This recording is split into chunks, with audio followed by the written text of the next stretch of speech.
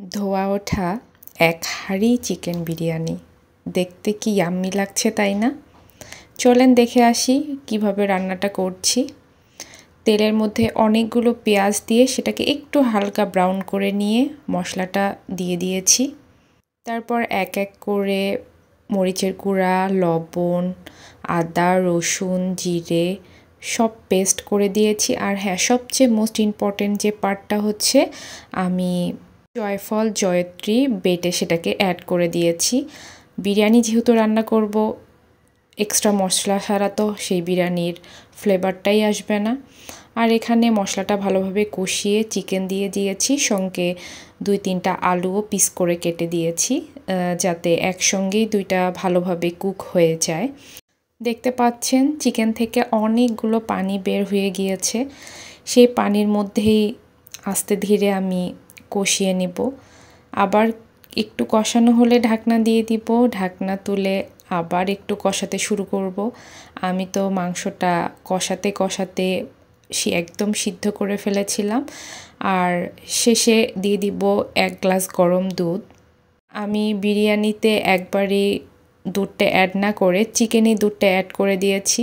চিকেনের দুধটা অ্যাড করলে কোনো প্রবলেম নেই, কারণ দুধটা তো চিকেনের আর রাইসের মধ্যেই থাকবে। কয়েকটা কাঁচামরিচও দিয়ে দিয়েছিলাম।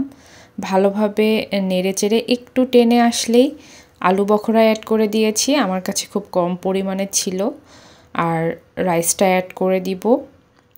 ভালোভাবে সব কিছু কষিয়ে নিব আস্তে করে। খুব বেশি কষানোর প্রয়োজন নাই। আমি বিরিয়ানির মাংস থাকলে সেখানে রাইসটা সেরকম আমি কষাই না। গরম পানি অ্যাড করে দিব, ভালোভাবে নেড়ে চেড়ে পরিমাণ মতো লবণ দিয়ে ঢাকনা দিয়ে দিয়েছিলাম। ঢাকনাটা তুলে চেক করে নিব রাইসটা কতটুকু হলো। প্রায় হাফ ডান হয়ে গিয়েছে। ভালোভাবে একটু নেড়ে চেড়ে দিচ্ছিলাম, যেহেতু আমি ননস্টিকে রান্না করছি না। আমার রাইসটা প্রায় মোটামুটি কমপ্লিট। আমি এখন ঢাকনা দিয়ে এটা দমে বসিয়ে দিব। কিছুক্ষণ পর ঢাকনা খুলে আবার নেড়ে চেড়ে দিলাম।